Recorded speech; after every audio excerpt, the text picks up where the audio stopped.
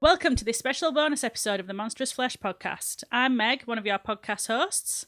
Hi, I'm Clelia, the second host of the podcast. And today we are lucky enough to have a special guest with us. Please welcome Melissa Gueneau, who manages programming for the MAYHEM Film Festival and also oversees the operational running of the festival, which is very exciting. So now that summer's over and we are heading back to school, we're covering a personal favourite of Melly's, talking about the 1998 film The Faculty. So excited to talk about this. Hi, Melly. It's so nice to have you on the podcast talking about this film. So the film was released in 1998, as Meg just said, which means this year marks 25 years since it was first released. And MAYHEM was actually screening the film as part of the festival, which, if I understand correctly, had a lot to do with you. So I was wondering if you wanted to give us a little synopsis, introduce yourself, obviously, and why it's an important film for you. Sure. So, hi, I'm Melly. Thank you so much for having me on the podcast. I'm thrilled to be here. Also, this is my first podcast, so you're like popping the cherry. Excellent.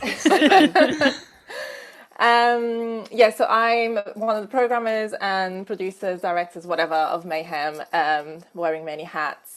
And yeah, we are showing The Faculty for its 25th anniversary this year. So for those of you who have not seen The Faculty, here's a little synopsis for you.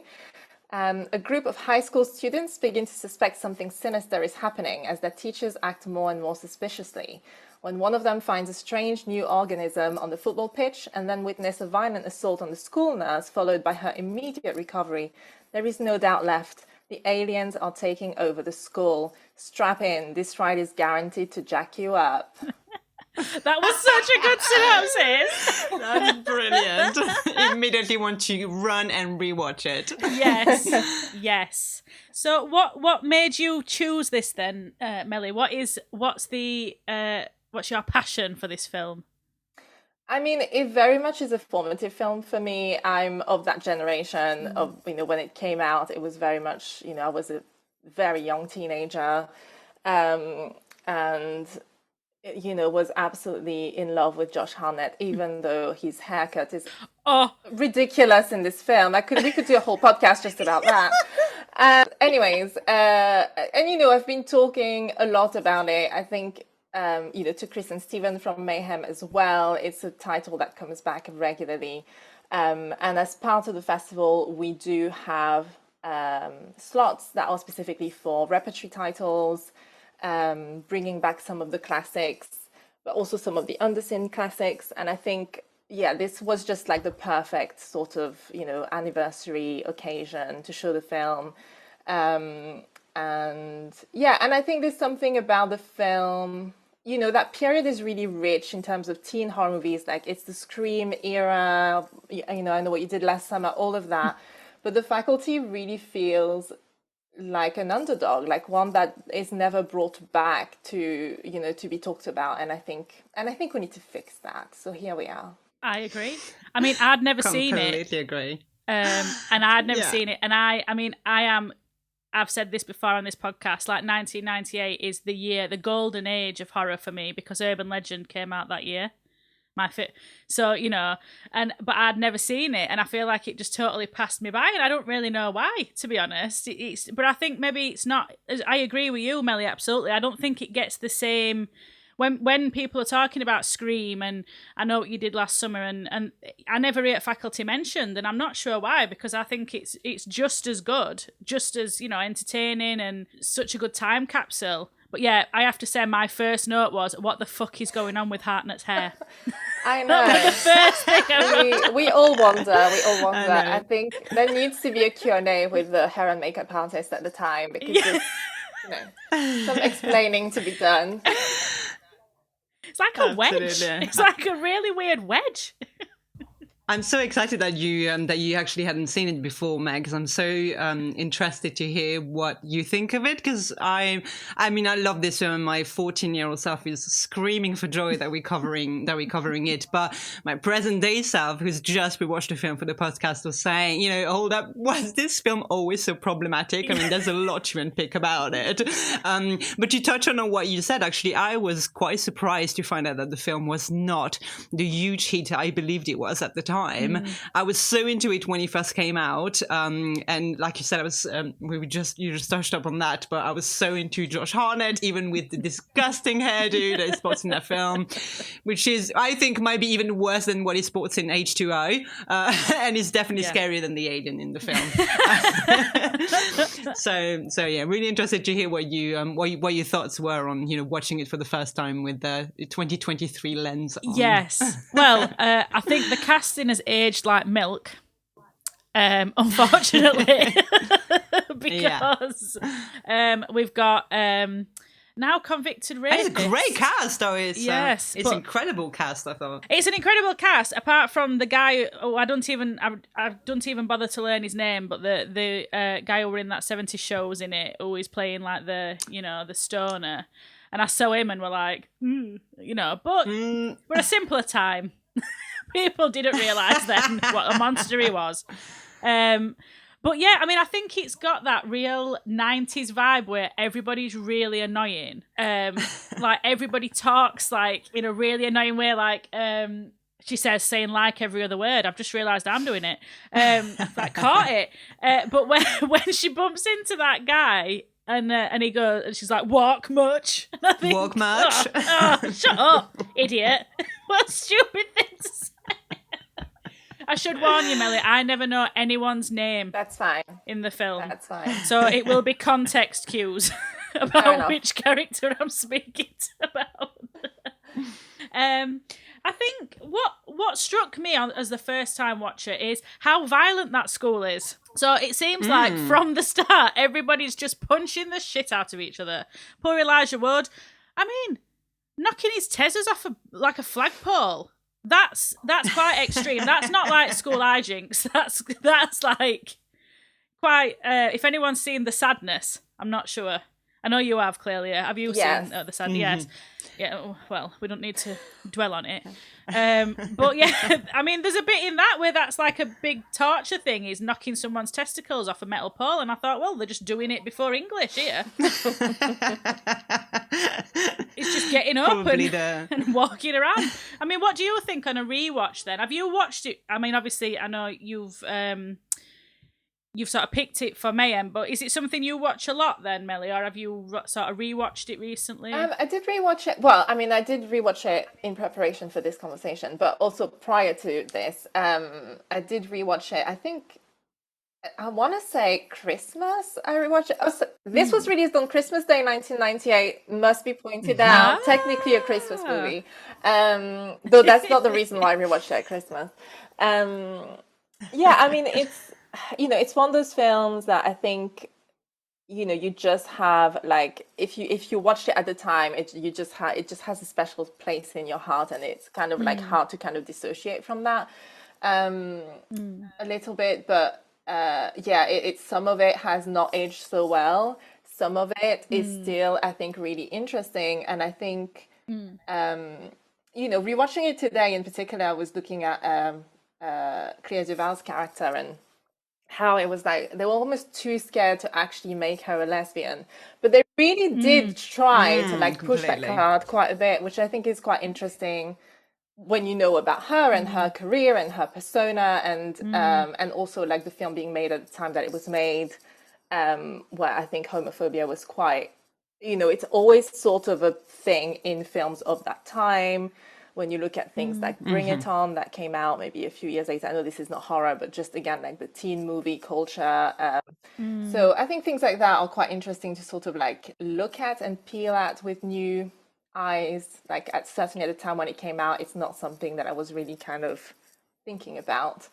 But yeah, it is an incredibly violent film. And I think that's also why I'm surprised it hasn't really stuck in people's minds, because yes, it's a sci-fi, but it's really like quite bloody and violent, and although some of the effects haven't aged that well, I'm also kind of like, it really is kind of part of that slasher, era that we had, and it's very strange that it didn't stick quite as much. But yeah. Very much so. Yeah. I mean, I think it's like a sci-fi slasher murder mystery sort of vibe, which I think is really interesting. It does something. A sci-fi whodunit. Yeah, a sci-fi whodunit. I think that's, and it's got that slasher vibe of, someone stalking the halls and you're not sure who it is, but then there's that mystery of who's the ringleader, who is the person who they've got to find, and I think it's got a real complexity to it that, like I agree. I'm surprised that it's sort of been a bit forgotten about and pushed to one side. But yeah, totally agree about the homophobia. That one of my early comments is the homophobia was very strong in that school. And like the fact that then she said, I'm not really a lesbian. I just tell people that because I don't want them to talk to me. Yeah. And I was like, oh, that's sad. Yeah. That's really sad. Yeah. I've got a few production notes that touch on some of the things that you've just talked about and might answer some of the others. Oh, good. See, I got too excited again. I'm sorry, Clelia. I've done it again. No, it's great. No, it's great because it's a good segue into it. So, and you mentioned earlier about monsters. The film is full of monsters. And obviously the film is a product of Dimensions Film, subsidiary of Miramax Film. And it's so tiresome that we keep having to bring back the conversation to Weinstein. Yeah. But here we are.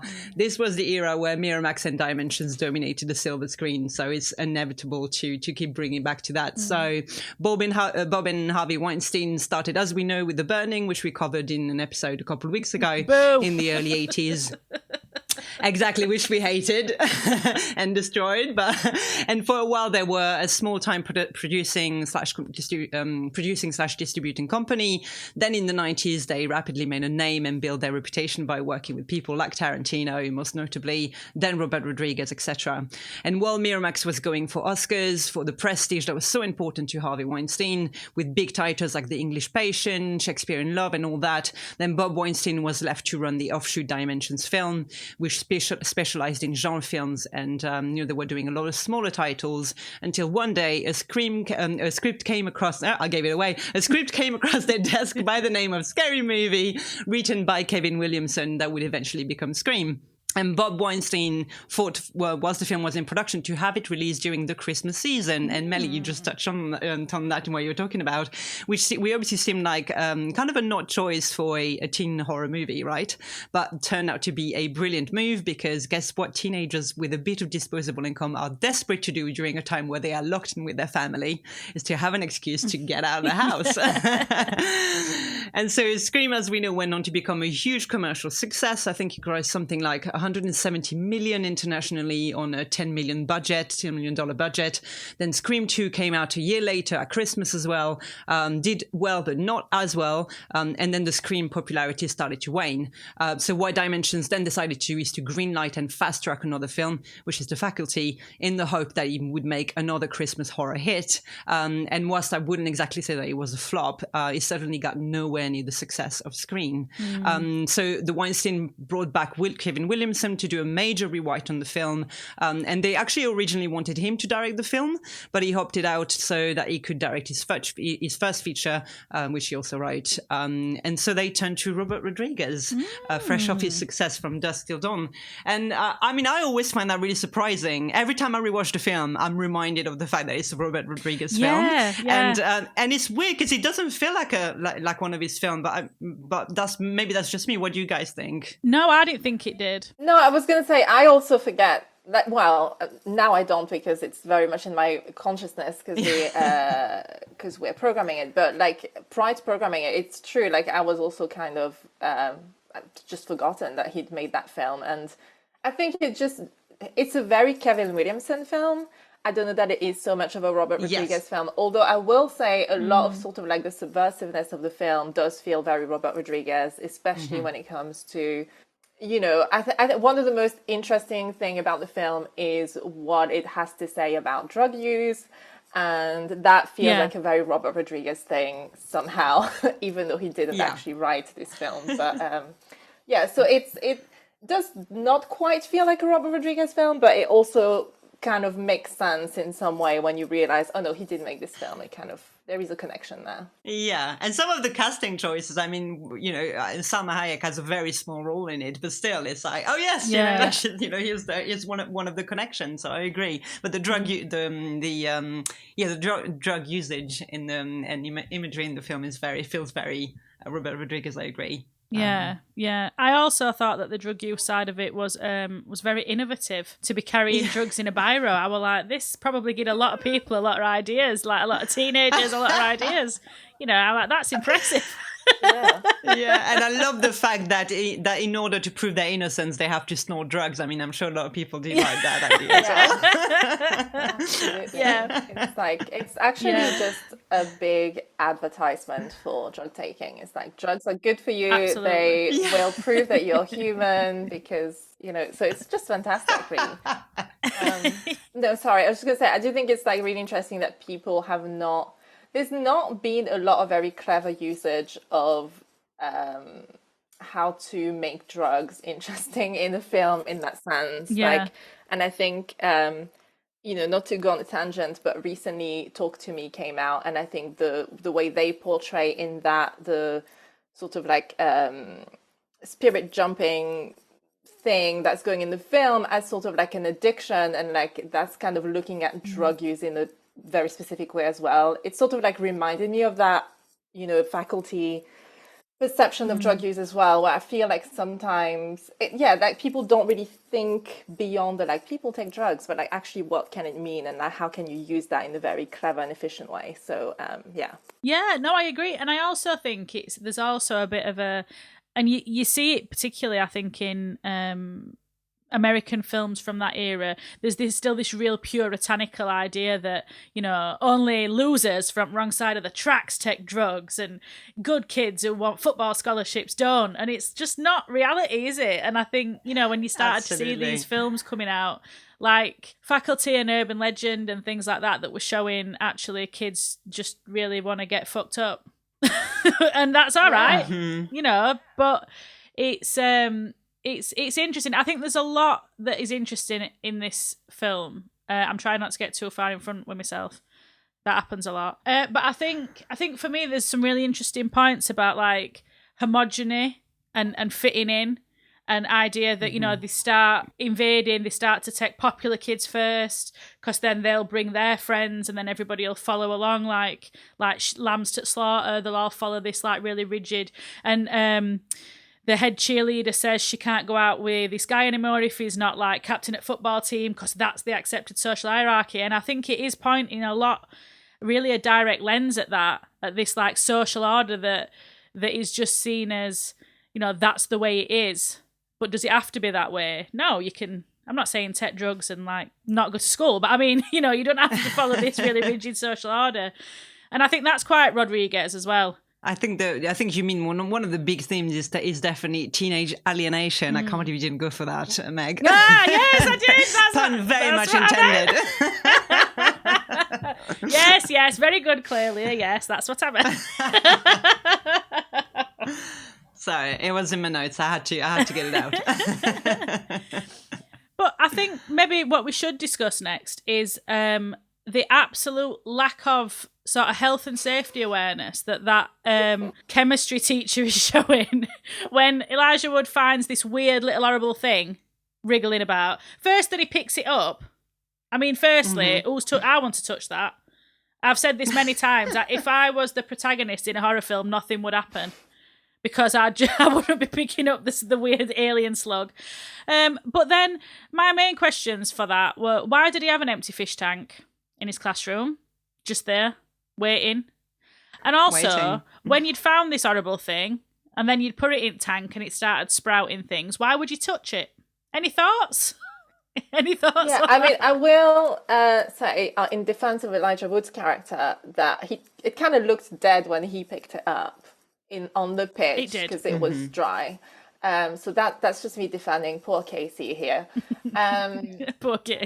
But no, I completely agree. Jon Stewart, what are you doing? You know, like putting your hand in the tank. I would not in a million years. Not in a million years. It's not with all its tentacles coming out. You have no idea what this thing is. It is quite interesting looking, though. I think the design of these like creatures, I think, is quite just quite interesting. You know, they have these like little tentacle things that come out, so they're a bit jellyfish-like, but then they've got these big teeth, and it's quite I quite liked them. I think I quite liked the the weird vibe. The look of the alien, definitely. In fact, we're talking about the effects earlier, and I was kind of like, I think, in some parts it's aged badly, in some parts it really hasn't. I think there's some beautiful parts, towards the end when she's in the swimming pool and, her body is, she's transformed back and her shadow is still the monster. But in terms of the design of the alien, I kind of was interested to hear what you made of it, Meg, or resident vagina dentata specialist.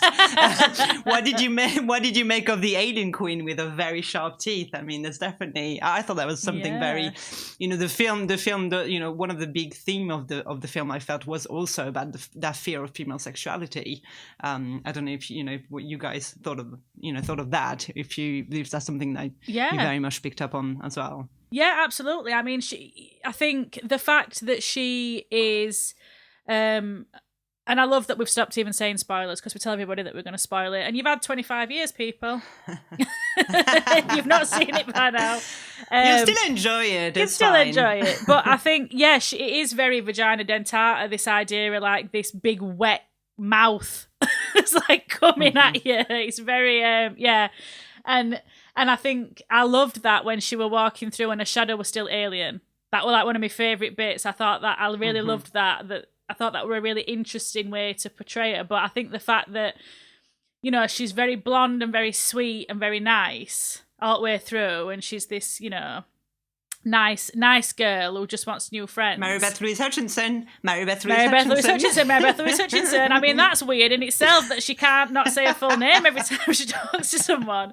But I think then when you see her at the end and she's like sort of prowling around looking for a prey, I do think there is that that fear of female sexuality, and I think that sort of runs through to the fact that I can't remember her name. The one who pretends to be a lesbian.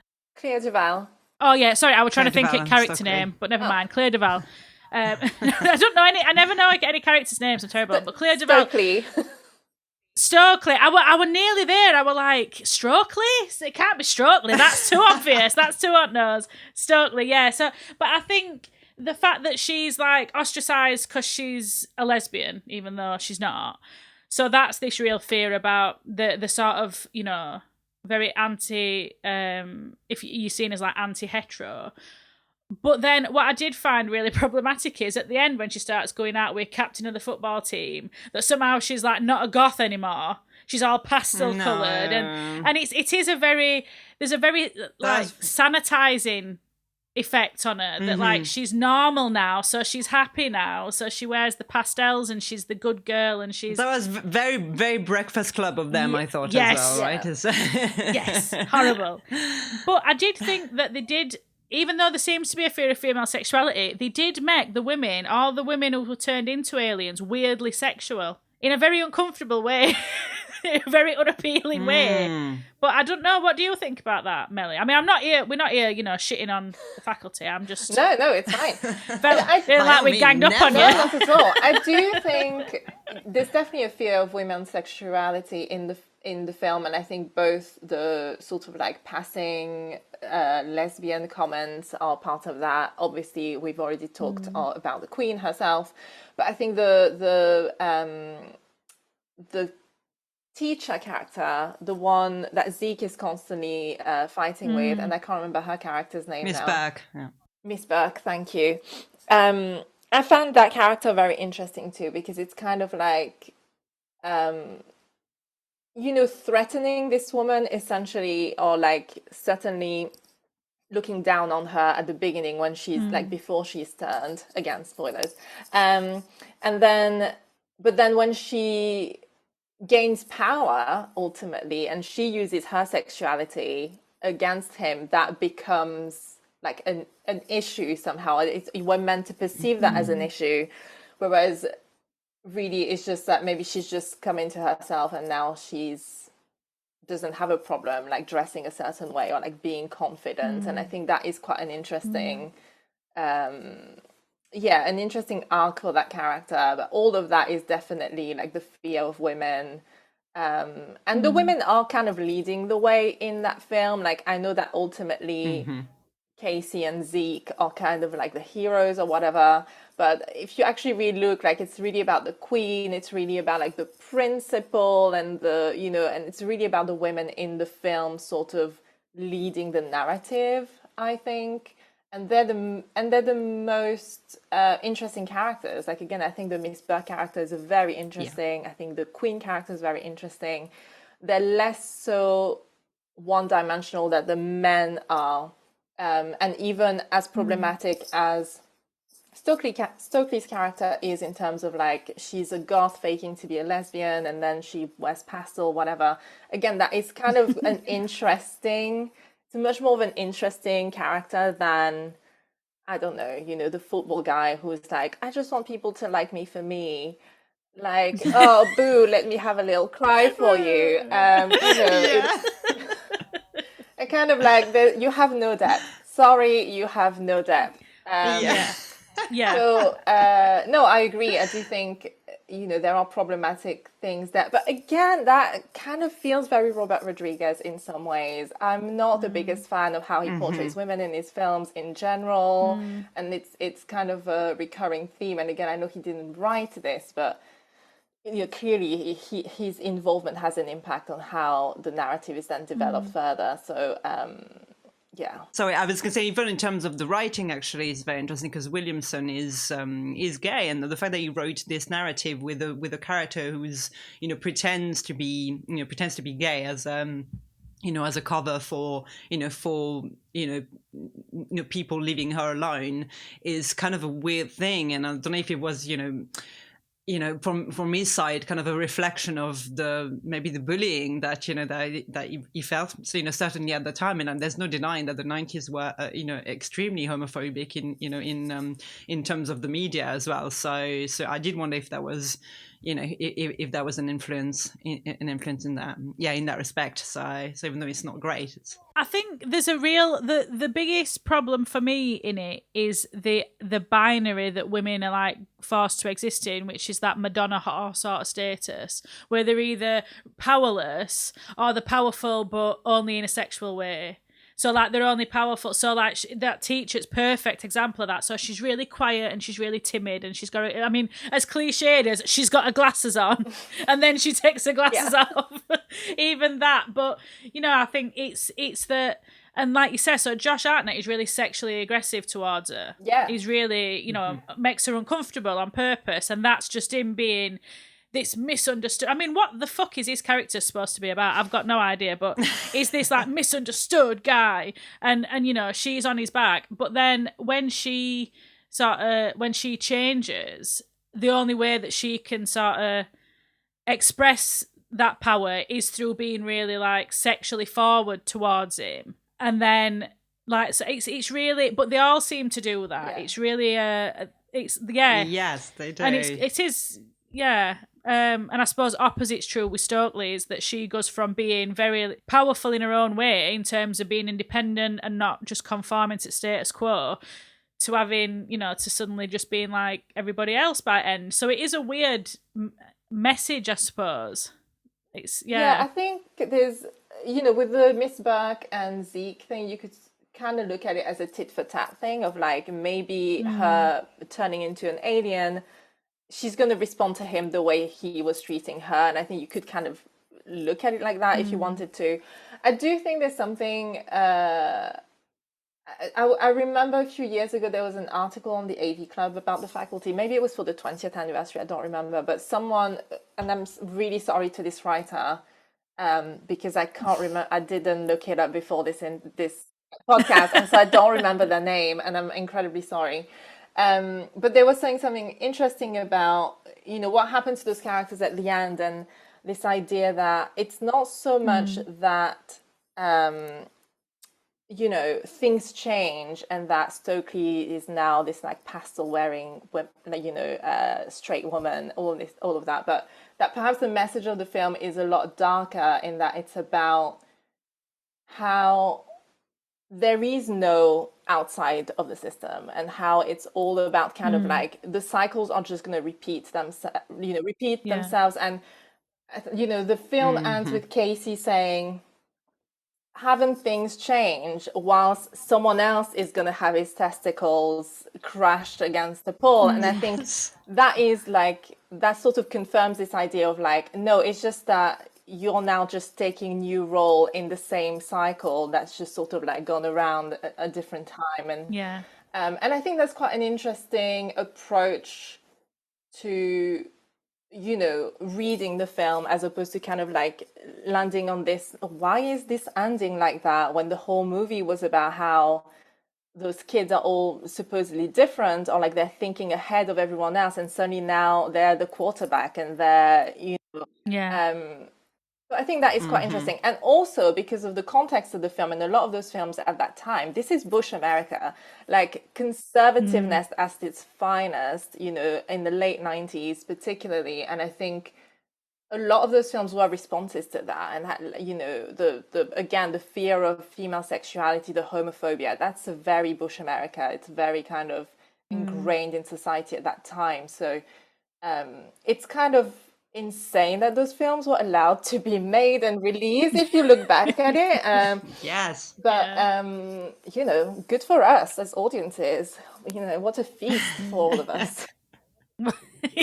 Yeah, but I think that's a really interesting perspective on it as well, because it is just that idea that, all right, well, the alien threat has passed, but actually everything's still the same. Like you're still part of this status quo, but it's just that you've moved slightly further up the sort of the food chain now, and so somebody else is getting the Tez's bastion, and it's not you anymore, so that's fine, everything's fine. You're not doing anything about it, you're seeing the cycle repeat itself. Exactly. It's very much about the capitalist cycle. That's what I was gonna. This was the note that I made about this, because the alien queen, in a way, had a point, right? She was offering, a world without anger, without violence, without sadness, for everyone, and so they actively destroy that. But at the end, they all these characters are slightly better off by leaving other people behind.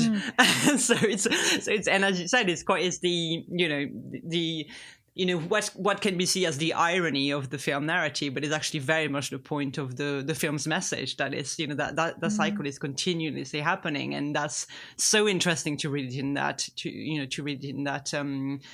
in that context, rather than being kind of like, oh, they completely missed the point. It's like, no, this was the point the entire time. I think it's very great. Well, the fact that Alt Town, like when they say, oh, we know where everybody's going to be because it's Friday Night Lights, they're going to be all watching football, like that, how's that any different?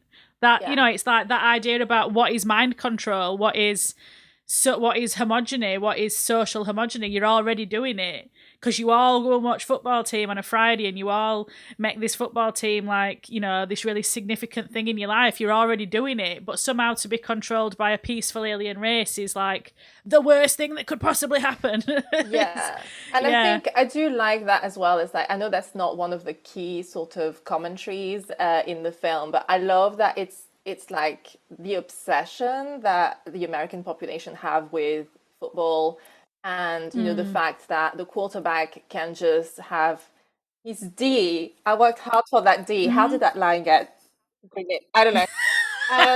But the fact that he gets his D turned into an A because he's good at football, and the fact that the whole town is going to football, the fact that the entire budget of the school is spent on football, and they can't have computers, and they can't have a musical, and they can't have all of that. It's quite like, again, I know this is not like one of the major themes, but I do think there's a little bits of like commentary that is aimed at this conservatism of that time that I find is very interesting. And And yeah. No, I agree. And I think to look at it through that lens is really important. You know, like we obviously as part of this miniseries, we've looked at a lot of films from 80s and criticised quite a lot of the politics and everything else. And I think you do have to see things in the time. You know, you can go back and offer a contemporary critique, but I think to think about what were that film saying because of what were going on socially and politically at the time that it were made is really interesting. And there does, I think, a deeper reading of it, as you've just said, Melly, does reveal that it is perhaps saying more than you think it is on the surface about what were actually going on in high schools, and still is. You know, people getting D's changed to A's, working hard for that D. It deserved that D. It deserved that D. It deserved that he worked hard for it. I did like, though, when he said, "I'm not an alien, I'm discontent." Yeah. I mean, there are some really, really great quotes in the film, and probably one of my favorite is Delilah saying that this lipstick takes 72 minutes to apply. I'm just like, girl, you just don't know how to put on lipstick then. Why is it taking so long? What are you doing? But I mean, I do think, you know, I mean, I suppose you have to suspend your disbelief because there's an alien race taking over a school, but I do think I found that much more believable than the scene in which Josh Hartnett was doing complex chemistry and also doing experiments. Poor Oscar first. Justice for Oscar. Poor Oscar did nothing wrong, just mousing around. Living, you know, just living life. But I find it really difficult to believe that he could have like this meth lab in his garage and nobody'd noticed. And also that he was smart enough to be, you know, synthesizing these drugs and to have been doing this complex sort of analysis on Oscar, but yet he's had to repeat a year at school. Yeah. What's going on? Yeah. And someone does ask him that in the film. I can't remember which character. One of the girls, I can't remember if it's Stokely or if it's Delilah, but somebody does say to him, "Oh, if you're so clever, like, how come you're, you know, repeating your senior year of school?" Yeah, it doesn't make sense. And I think out of what happens to the character after the queen is gone, he's the one that makes the least sense. Like, I can buy all the others. I can buy Delilah and Casey together trying to be those like journalists, whatever, and I can buy, you know, Stokely and, you know, all of that. But how is he like in the football team? There's no foreshadowing that. It's just like, oh, that's the thing that happened to this character. What? Exactly. It's like, just graduate already and leave high school. Like, for crying out loud. Well, I was like, is he doing another year then? Is that what we're meant to believe? He's doing another year. And also, he smokes. He smokes like a chimney. Yeah. There's no way he's running. Yeah. He can't And run. date one of his teacher. Like, you know, and like, that's probably like the thing at the end that I was like, hang on a minute, what? And no one has a problem with that. Yeah. That were my note as well. We're like, is he going out with his teacher now? What's happening here? She's like waving at him all coy, and I'm like, that's weird. That's really weird. And talking about problematic scenes with him as well, I mean, I made a note of it because he did make me laugh. There's a moment where Mary Beth opens up to him saying that her parent died in a horrific accident, and he's like, mine too, and then goes on to say, nah, they're not really, but they might as well be. And I was like, why? I mean, at this point, he doesn't know she's the alien queen, and neither do we, and you just think she's opened up to a massive trauma in her life, and you kind of like, yeah, my parents are, I mean, they're just never there, so they might as well be dead. You're like, it's not the same. It's not the same. Not quite the same. It's not the same. Might as well be dead, just leaving me in this massive, you know, house to my own devices all the time, and I'm just driving like whatever that fancy car is that he's got, and, you know, just making a meth lab. Like, it doesn't. I think he's very much meant to be that, like, the forgotten middle class child, isn't he? Yeah. You know, like his parents don't really care and they're not really involved, and so he's not applying himself at school and no one notices, and wow, you know, and we have all that. Wow. Once again, don't we feel sorry for him?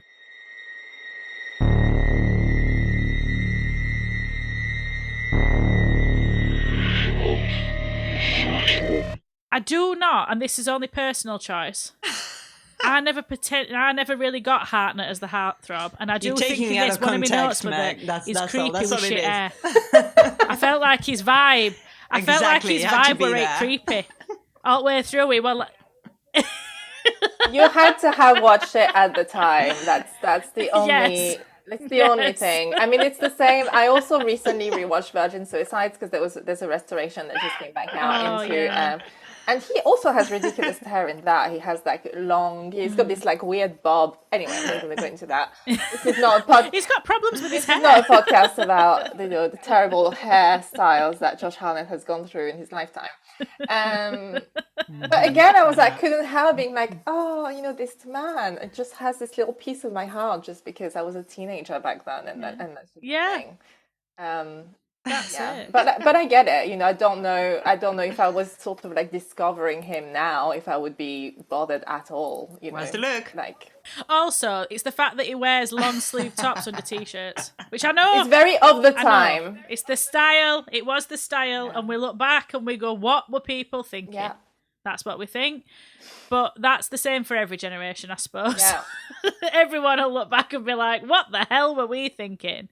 But I like that about it. That's why I like to watch things from like 90s and early 2000s, because it is like that time capsule. You're sort of watching it and, especially if you were growing up then as well. So I don't, I'm not trying to shit on the faculty for anybody. It's okay if you want to.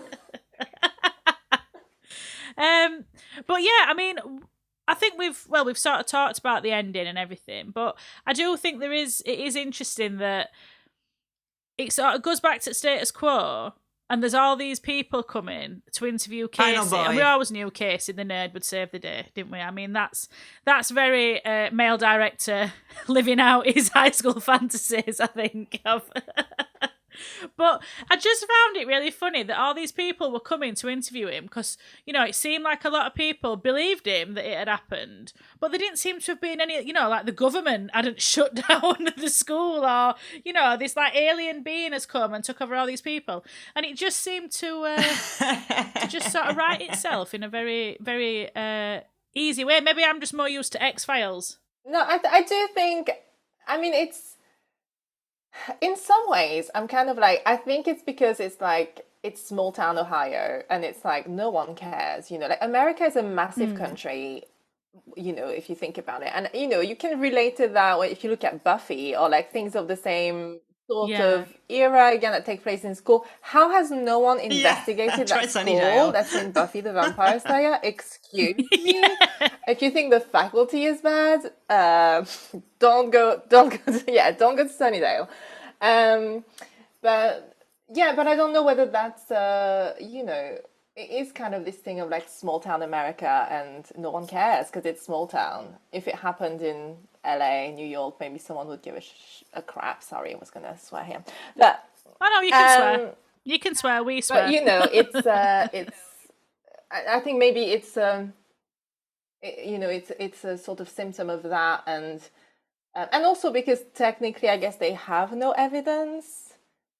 Like everything, like once that thing is dried out, it's powder, ashes, and have nothing to like, and then it just becomes this thing of like, oh, there's a bunch of high school kids like claiming the aliens came. What do they have to, and presumably a whole bunch of the people that don't even remember that's happened to them. Yes. The most unrealistic part of that is, excuse me, how is Casey on cover of Time magazine? No offense, Casey, but no. Yeah. Well, I think, and they mentioned that at one point, don't they? Like, why would they be here? And they were like, why won't they be here? Because that's where you'd start. You'd start in small towns, and you'd take over towns, and then you'd get bigger. So that does make sense in a way. But yeah. But I think to go back to what you were saying about the X-Files, because actually, thinking about things to recommend people watch after watching Faculty, the X-Files. I'm currently through a rewatch of the whole of the X-Files, by the way, which I started in March of this year. So highly recommend that. But I think it makes sense because this could be an episode of the X-Files, and the only person who would give a crap about it is Mulder. No one else in the government anywhere would be like, what, high school kids who take drugs are telling you they've seen aliens? Right. Yeah. Let me send the whole government down. No, it wouldn't. Like, the only person who would care would be Mulder, and then he'd try to bring Scully, who'd be like, what are you talking about? They are all on drugs. And that would be the whole episode. Yeah. Exactly. She'd be testing the biros, and she'd be saying, "Look, the drugs, Mulder. It's just We're taking caffeine. drugs, Mulder. It's just caffeine. It's just caffeine pills." But yeah, I do think you're right. I mean, I think it does remind me of an episode of X-Files, actually, where there's like teenagers who see UFOs, but the stoners who go and watch them all in the field and no one believes them. I'm currently working my way back through the X-Files. So you and I. So yeah. Yes.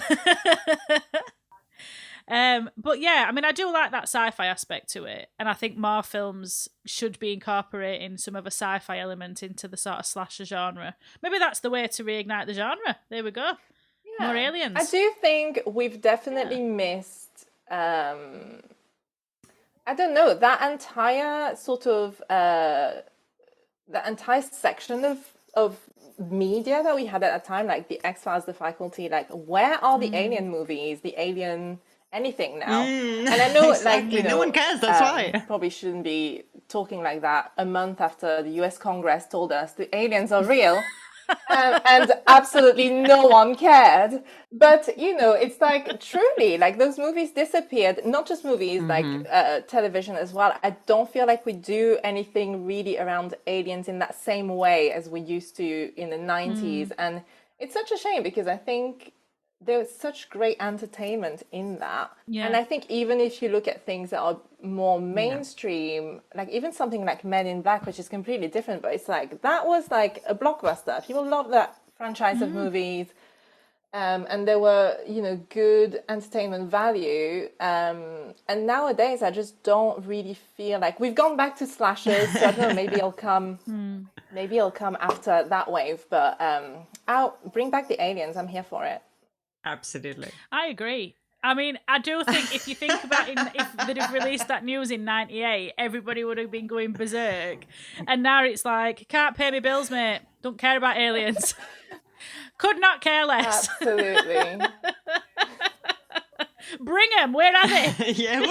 I keep seeing like memes like that, like aliens come and say, "Oh, we're going to overthrow your governments," and all the world's like, "Thank you." As long as you've got the right attitude with that. I know. Bring some pizzazz. It's just like, you know, just something different. Anything. Exactly. Yeah. Can't be worse anyway. Yeah, bring this peace and love attitude that she had. Bring this, you know, no fear. It's all peace and love, and you don't have to earn a living anymore. You just have to drink a shit ton of water. I already drink loads of water. I'll be fine. Actually, that's a valid point that I think I never really sort of put two and two together before. But the fact that it is very much about taking drugs or drinking water, like it's you know, it's like you're super clean. Like it's a super clean life I'm promoting here as an alien. And the only way out of that is to sniff up some caffeine mixed up pills. Up with some random other things from his house. Yeah. I did think that there were a bit of a culty wellness. I think that's looking at it from like a 2023 lens though, where, you know, every time you go on social media, somebody's trying to tell you that you're full of parasites and like their love will heal it. You know, so I think it did have that sort of wellness vibe. When she Is this like, a pyramid scheme? Or just submit to me. Where do I sign? It'll all be just love and great. And you think, ooh. Yeah. All right. Okay. There's definitely something very Stepford Wise about it in terms of like what the alien invasion would look like if it did come through, of this kind of like very everyone's the same, everyone thinks the same, and everything is fine, you know, very like housewifey in that way. Yes, everything will be fine as long as you just submit your entire, you know, being to me. And that's always gone well in the past. Absolutely. That's always worked out well. Absolutely. That has never backfired, ever. Well, before we move on to Folklore Corner, do you have anything else you would like to add, Melly, about the faculty? Not really. I feel like we've covered a lot of the...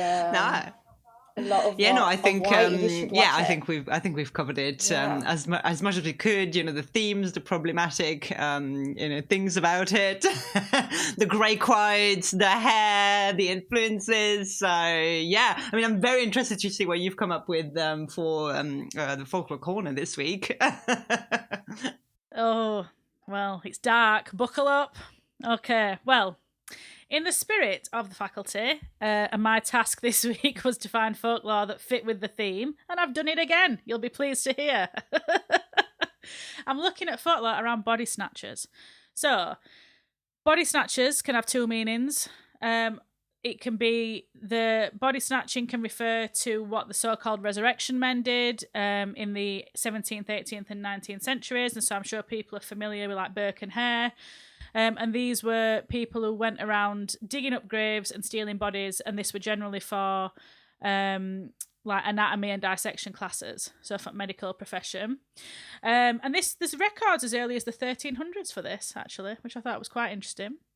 But that's just one sort of body snatchers, and others exist in folklore, and that's what I'm going to talk about. So I have some examples for you today. Two from the sort of Cherokee legend and belief systems that I think are really interesting. So the first is called the Raven Mocker, who is an evil spirit and the most feared witch of Cherokee legend. And these are akin to vampires if we're trying to think about European folklore. So because they drain the life from those who've been weakened by illness or who are close to death. So according to Cherokee spirit belief, these spirits appear to steal the remaining life from people. And they appear as like old and withered, and that are the completely invisible, except to sort of practitioners like medicine men and people who've got sort of strong magic. So, strong medicine, I should say, not strong magic. So, they have the ability to fly, and they take to the air in a fiery shape and mimic the cry of a raven when hunting for the next victim. And they also have razor-sharp fingernails. And so, when they find a victim, they torment and kill them before consuming their heart, which is where the raven mocker takes the power from. So, when they find a person who is close to death, they will eat the heart, and then they get to add a year to their life for every year the dead person would have lived. Ooh. I told you it were a dark one this week. This were a poor week to come, Melly. It gets darker from here. And they can also take the limbs to replace their own decaying ones. So it's very much a sort of spirit who is constantly trying to stave off their own death. So they're like trying to replace limbs and they're trying to steal these lives, these years of life from people. So if the raven mocker is disturbed when feeding, the person then becomes infected and turns into one. So a bit vampiric in that way, and also a bit like the aliens in the faculty, sort of spreading this. And there are ways to protect against them, but apparently what they fear most is discovery, because they know that if they're discovered, that they'll not be able to hunt people anymore. And if they go 7 days without feeding or replacing their rotting flesh, they will die. And so they're normally invisible, but can be seen by practitioners, as I've mentioned. So because of this, practitioners will often stand over those who are sick or dying to prevent raven mockers from stealing the heart. So, any thoughts on that before I move on? Any thoughts on the raven mocker? No. I mean, many, but also no. I don't want to think too much about it, is what I'm trying to say. So yes, one example of sort of body snatching. I thought it was quite interesting that they sort of steal the years you had left. Like that's quite an unusual aspect to it. But the second one, also from Cherokee mythology, is about a race of cannibal spirits who live at the bottom of rivers and feed on human flesh. So again, sorry Melly, this were a week to come. So apparently they emerge at sunrise and wander from house to house looking for a house that's unlocked. And when they get in, once inside, they find a victim and they'll shoot them with arrows and before dragging the bodies back to the river to consume. But where this body snatcher element comes in is that so that no one discovers that the person's gone, they leave this sort of shadow or an image behind. So this person looks exactly like the person that they've stolen. But there's no life in them, and so over the course of 7 days they'll just get sicker and sicker and then they'll die, with the idea being that the family will bury this shade of this person thinking that the actual person's died when they've really been stolen and are now at the bottom of the river. So the story goes that it were a long time before these cannibal spirits were discovered, but this was until one man who was really ill had been sort of abandoned by his family and friends and neighbours and had been left alone. And so he woke up to an old woman pinching him, who said, "I'll make everything better," and somehow lifted him up and carried him to the river. And then when he entered the river, he realised that it was like this. I thought this was an interesting interpretation of it. It was like walking into another room rather than going underwater. And so there was this whole other world under this water and a village with houses. And he saw several hunters returning with human bodies. So quite grim. At which point the old woman told him that she'd feed him up, a bit Hansel and Gretel at this point. She'd feed him up, and as soon as he was well, she would eat him. So he sort of got better and managed to sneak back to the land of the living. And when he got back to his village, everybody was shocked to see him because they'd just buried him. So this shade had been left behind and had died, and so they'd buried him. And so the outcome of this, which is where the sort of legacy of this folklore remains in Cherokee belief, is that the sort of village conjurers convinced the chief that everybody who was ill would have to be cared for by other people and would never be left alone, and that they had to lock the doors at night and look after everyone so that no one could be stolen again. And so that sort of fed through to this day, this idea about like community care when people are ill. So I thought that was quite a nice outcome. Yeah. Alongside the cannibal spirits. And then, any thoughts, or are you too traumatised? Shall I carry on? Just carry on to the last one. bit. Yeah, we're just staring at you like, wow, this is very. You're just staring at me like, what the fuck? Great. I'm making notes. What the fuck? I tried to find some humorous ones. There were none.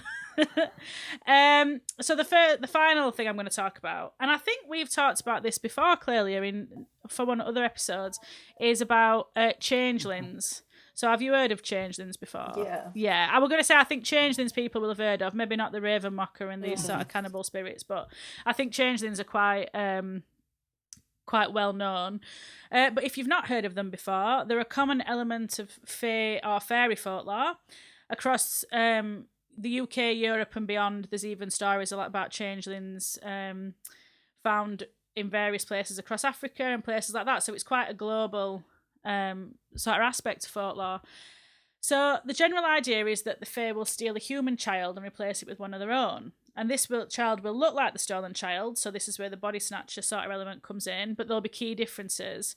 And these vary depending on different contexts.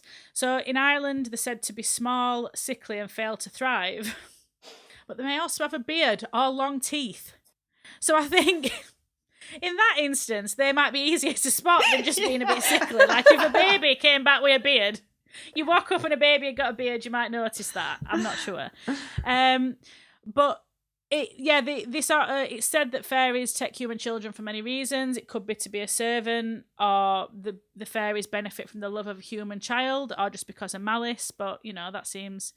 I don't see why they'd be malicious, but anyway. Sometimes elderly fairies are also said to be replacements for human children, so they can live out the days being coddled by human parents. And who can blame them? That's what I think. I get that. If I were an old-ass fairy, I'd be like, you know what?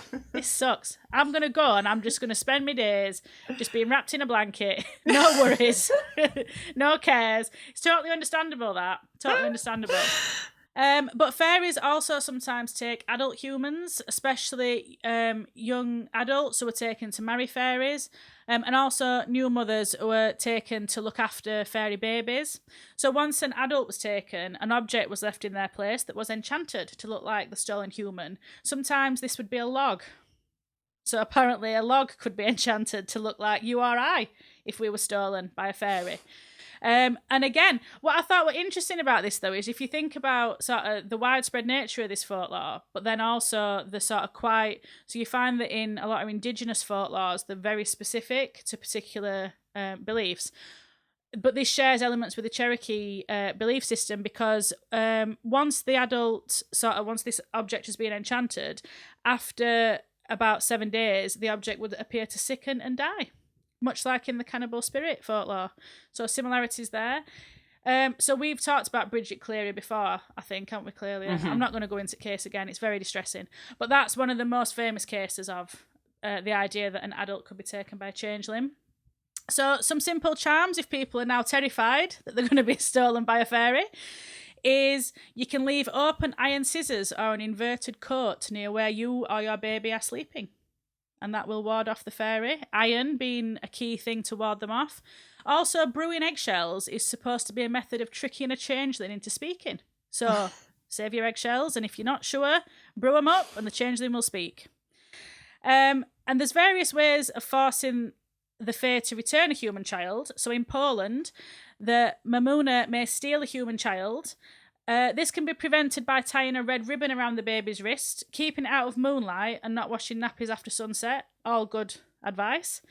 But if the baby is taken, the mother can get it back by taking the changeling to a midden, which is like a dump, basically, for like domestic waste, hitting it with a birch twig, and then pouring water from an eggshell over it and shouting, "Take yours, give mine back." And at that point, the Mamuna would feel sorry for their baby, understandably, and bring back the human child. So I'm getting to the end of this, and I'm not going to go too far into it, but what I think is interesting when we talk about body snatchers and sort of changelings and things, particularly changelings and fairies, is that this really speaks to this dark truth at the heart of changeling folklore, which is that quite often the ways that they identified changelings were through violence or fire or neglect or some horrible thing. And folklorists have suggested that this folklore illustrates an aspect to family survival in sort of pre-industrial Europe, so pre-industrial revolution, when peasant families relied on the labour of all family members for survival. And so if they had a child who were difficult to care for, and one of the things that's most often mentioned about changelings is this sort of ravenous appetite, is that they would sort of use this changeling idea as a way to perhaps get rid of an unfortunate child who was a drain on the family, which is miserable. I've gone very miserable this week. I'm sorry. I'm terribly sorry. But a modern interpretation is that children who displayed sort of neurodivergence, particularly autism, as being linked to the idea that children were changelings, or maybe some other physical sort of like cerebral palsy, among other examples, have been said to be signs of changelings. So basically, it's very depressing, and that children who didn't fit the status quo were often seen to be changelings in sort of pre-industrial times. So there we go. Sorry. Have that, everybody. Sorry about that.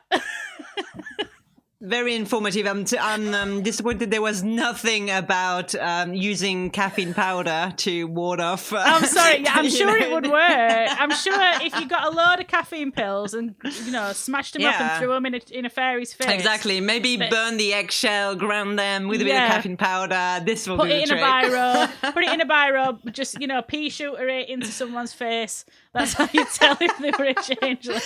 But God, Cherokee mythology is dark, man. It's really seriously. But that was brilliant. I mean, you got to put all these in the show notes, because I definitely want to see illustrations of this and find out more about it. I found some incredible artwork of changeling. Brilliant. And there was stuff that I left out about trolls. So trolls quite often steal children. No, because they think that it's a privilege to be raised by a human, so often leave their baby to be raised by a human. So there was a very nice picture of a human child walking between two little trolls. Very nice. So, on that grisly note, shall we think about recommendations? So we've already had The X-Files, which is a wonderful recommendation. Do you have any others that you would recommend, Melly? I mean, the film is incredibly self-aware, and I feel like all the recommendations are in the film. But yeah, like the thing feels like something that people should watch if you enjoy The Faculty or rewatch. Obviously, we've talked about Invasion of Body Snatchers, Stepford Wives. I think there's mention of Sigourney Weaver and Puppet Master in the film as well, which I think are also both great recommendations to follow The Faculty. But I think any film of that era that's not your obvious one. I think you mentioned Urban Legend earlier, and that's another one that I think often goes under the radar. I mean, 97 to 99, of what a wealth of incredibly great teen horror films. And I think if you can delve back into them, you absolutely should. Fabulous advice, and I'm fully behind it. 97 to 99, the golden age of cinema. What about you, Clelia? Have you got recommendations? I had a lot of the ones that you mentioned already, and as Melly said, most of the recommendations for the film are, already in the film. So I'm not going to mention them again. But we were lamenting the lack of, sci-fi horror films anymore, and I've got a great one or a terrible one, depending which way you sway, to go alongside The Faculty, and that's Species from 1995. Yes. Yeah. If you have a taste for another monstrous alien queen, and you're not hung up on plot, on special effects, or films that know what they're trying to say, then this one is definitely for you. Species and Species 2, really recommend. And the other one actually is Terminator 2. That I was, when I was reading about the film, was very much something that comes up in the film through characters' names, and obviously the fact that I can't remember the name of the actor now that plays the coach. Yes. But obviously from Terminator 2. So yeah. What about you, Meg? Well, I also couldn't remember the name of the coach, and all the way through I kept calling him Gary Sinise, and then I realised he wasn't Gary Sinise at all. It was the other guy. That's bad. But yeah, Terminator 2. Oh, love it. Brilliant. Mm-hmm. I mean, I also had The Stepford Wives and The Thing. I think if, as a book recommendation, I would recommend The Stepford Wives. If people have not read it, by Ira Levin. I also had They Live, which I think does a very good job of picking up on that. Like, I really love. I've only seen it I think once, but I really liked the whole put the glasses on, and it were really good. So yeah, I would say They Live. And yeah, so we've got some fantastic recommendations for everybody there. Also, if you don't want the sort of horror sci-fi element, but you want teenagers, Breakfast Club. I mean, it's virtually the Breakfast Club gone wrong. That's virtually what The Faculty is. Breakfast Club with aliens. Yeah, Breakfast Club with aliens. Yeah, absolutely. Well, before we go, Melly, would you like to tell us a little bit more about MAYHEM? And what's upcoming? Yes, and somehow I feel that's going to be the hardest part of this conversation. So MAYHEM Film Festival, this is our 19th edition this year. We take place 12th to the 15th of October at Broadway in Nottingham. We've already announced a few titles, including The Faculty, but we should have a full program announcement, I want to say, around the time that this podcast is going to be out in the world. So probably going to be a nice tie-in. But you can buy festival passes right now to come to the whole weekend, or we'll have individual tickets nearer the time as well. If you just want to come to a couple of films, if you just want to come and see The Faculty, you can do that. We can make that available for you, and you should.